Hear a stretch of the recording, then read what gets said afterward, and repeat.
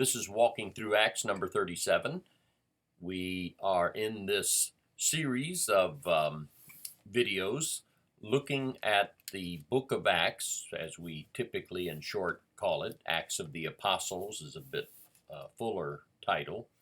The fifth book, if you are looking chronologically through the New Testament, it's right after the gospel accounts given by Matthew, Mark, Luke, and John, then comes Acts. And Luke is the writer. He wrote the book of Luke, and then he basically picks up volume 2 where he left off with the book of Luke. He picks up and carries on in the book we call Acts. And it's a record of not everything, of course, but of some things in the early church from its beginning. That's, of course, at the beginning of the book of Acts, and for quite a few years thereafter.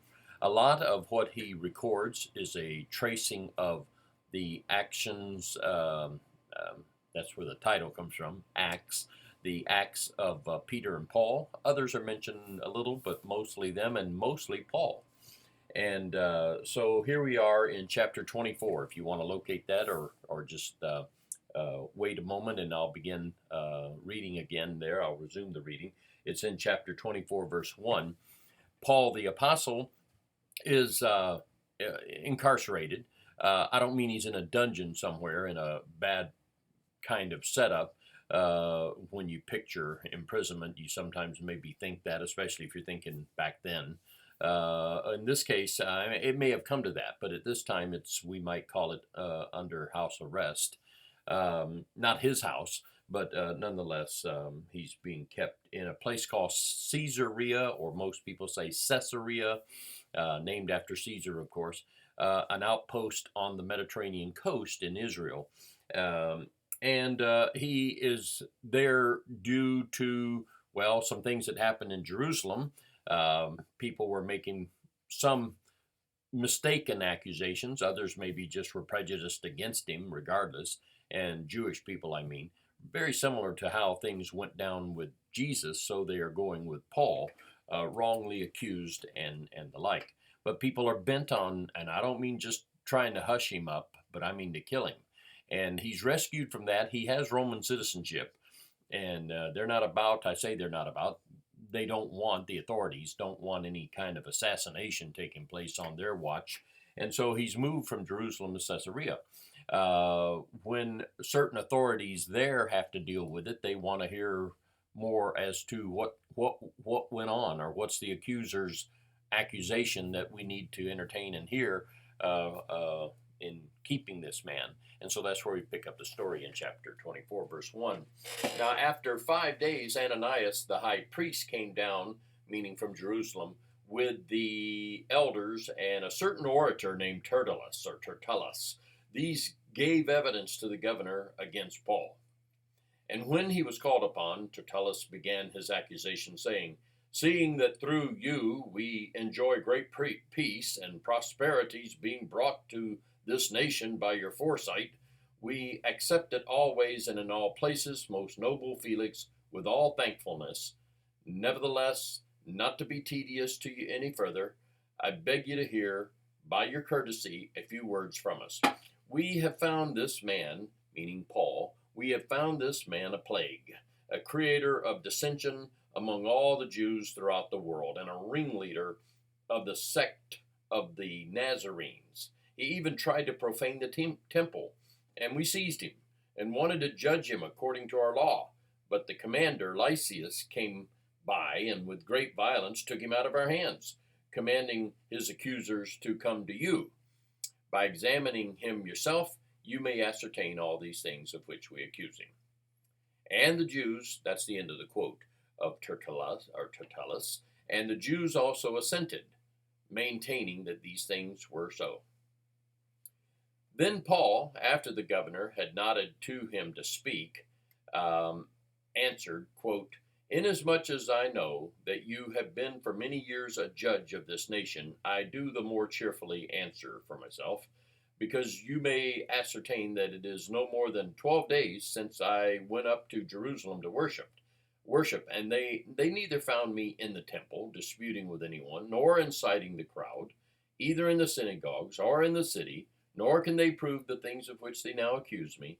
But this I confess to you, that according to the way which they call a sect, so I worship the God of my fathers, believing all things which are written in the law and the prophets. I have hope in God, which they themselves also accept, that there will be a resurrection of the dead, both of the just and the unjust. This being so, I myself always strive to have a conscience without offense toward God and men. Now, after many days, I came to bring alms and offerings to my nation, in the midst of which some Jews from Asia found me purified in the temple, neither with a mob nor with tumult. They ought to have been here before you to object if they had anything against me, or else let those who are here themselves say if they found any wrongdoing in me while I stood before the council, unless it is for this one statement which I cried out, standing among them. Concerning the resurrection of the dead, I'm being judged by you this day. Now the story carries on. I've already read 21 verses, so I went on pretty long already, and the story continues. But let me just pause briefly. I don't think I need to say too much about it. I will indicate that you hear the authority figures of the Jews, high priest and others, and this orator that they brought in, presenting their case to the Roman authorities as to what it was that came to have Paul incarcerated and brought there. And he says his piece and does it in a respectful manner, lays it on pretty thick, I think, sometimes.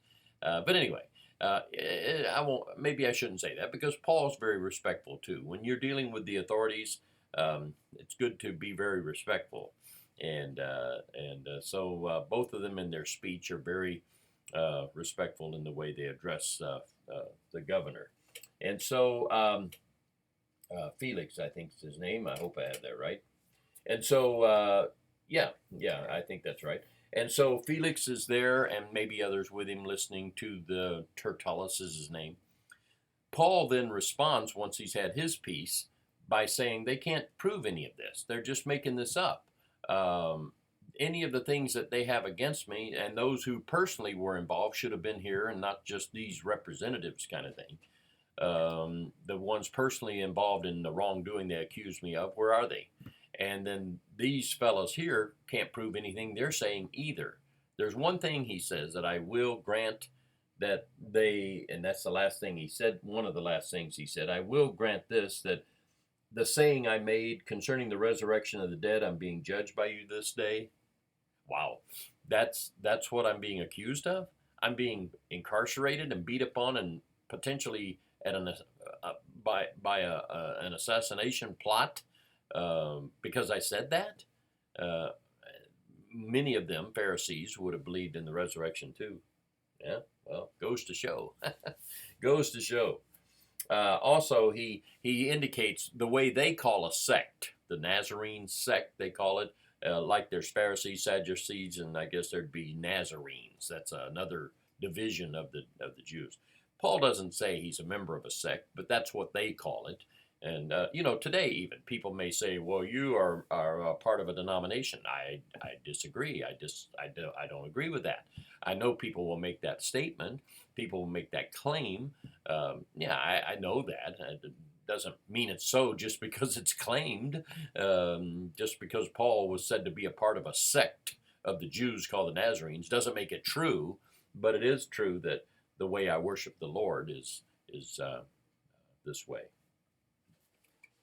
Okay, let's carry on. Verse 22, but when Felix heard these things, having more accurate knowledge of the way, he adjourned the proceedings and said, when Lysias, the commander, comes down, I'll make a decision on your case. So he commanded the centurion to keep Paul and let him have liberty, told him not to forbid any of his friends to provide for or visit him. And after some days, when Felix came with his wife Drusilla, who was Jewish, he sent for Paul and heard him concerning the faith in Christ. Now, as he reasoned about, meaning Paul, as Paul reasoned about righteousness, self-control, and the judgment to come, Felix was afraid and answered, go away for now. When I have a convenient time, I'll call for you. Meanwhile, he also hoped that money would be given him by Paul, that he might release him, Therefore he sent for him more often and conversed with him. But after 2 years, after 2 years, Porcius Festus succeeded Felix, and Felix, wanting to do the Jews a favor, left Paul bound. Well, as I previously said, I'll say again, he wasn't in a dark, deep, deep down in the ground dungeon kind of existence, but still, he is incarcerated. He has freedoms, liberty. That doesn't mean he can go wherever he wants, but he has liberty to have friends come in and visit with him and so forth. And so, I mean, obviously, I'm glad about that as a human being. I'm glad that he wasn't being mistreated while under arrest. But Felix knew something about Christianity. Maybe it's through Drusilla, his wife, being Jewish, but it says, but when Felix, I'm reading again, when Felix heard these things, having more accurate knowledge of the way. So Felix already had some, I would think, knowledge, was interested to know more. With his wife being Jewish, he knew that might also be of help, I guess, or maybe she just was interested too. One of the wonderful things said by Luke in talking about this is that on one occasion, and he talked with Felix more than once, but on one occasion he talks about his communications with Paul, and it was fearful. It scared him a bit, maybe scared him a lot. He indicates, go away. I'll call you when I have a convenient season. It was almost like a put away from my mind you and what you're saying. But as he reasoned with him about the various things, it made him afraid. And the three things he talked about were righteousness, self-control, and judgment. Put it in my own words, there is a standard of right behavior God expects. You will have to control yourself for that to be the case. That doesn't just happen without effort. And there are restraints you have to put on your life and your behavior. And then there's an accountability for it. You don't get away scot-free doing what you want. And once this life is through, there's judgment with how you've conducted yourself in this life. And how much he believed it, I don't know, but it bothered him. It bothered him. There's no hint that he ever had a convenient season to call and he obeyed the gospel. Maybe he did, but there's no mention of it by Luke, sadly. And also, one more thing, he indicated there was hope. Actually, I've got a couple things. One last thing about the summoning of Paul for conversations from time to time. He was hopeful that Paul would offer him some money. And people have, and maybe rightly so, have implied that it was known that Paul had money, or his family did. We do know about how he had a sister in Jerusalem with a son, a nephew, you'd say, of Paul's, who got wind of the assassination plot. Paul, had previous in his life been in Jerusalem to sit at the feet of a very notable teacher. Gamaliel was his name. He was just, and that's not natively where he was from. Paul was from another part of the world, Cilicia, modern-day Turkey. And so people have wondered, and then you have this that we just read, and people have said, did Paul's family have money? Well, they may have. He was a Roman citizen. That may have, it didn't cost Paul any money because he said, I was born this way, but it could have cost his father or his grandfather or somebody before him. Who knows? Sometimes people bought Roman citizenship. Others had it bestowed on them as a reward, you might say, of some good deed done for the Roman Empire. But whatever the case, it was not because he was a Roman by birth. Well, he was a Roman citizen by birth, but I mean, he was a Hebrew, is what I mean, in ethnically speaking, nationally speaking, he was a Jew. And but no money was given. And then the last thing I was going to say was that this went on for 2 years. 2 years. When you read that, it's like, what? 2 years. Felix would, from time to time, talk to him, but he just left him there. And when he was replaced by a man named Festus, he just left him there. Good way to go out, you might say, keeping the Jews happy. Okay, I think our time is about gone. I'm glancing at the clock now, and it is a good place to stop also because we start with a new chapter, 25, and a new conversation involving a man named Festus who took Felix's place. So we'll stop there, and I hope you'll tune in next time.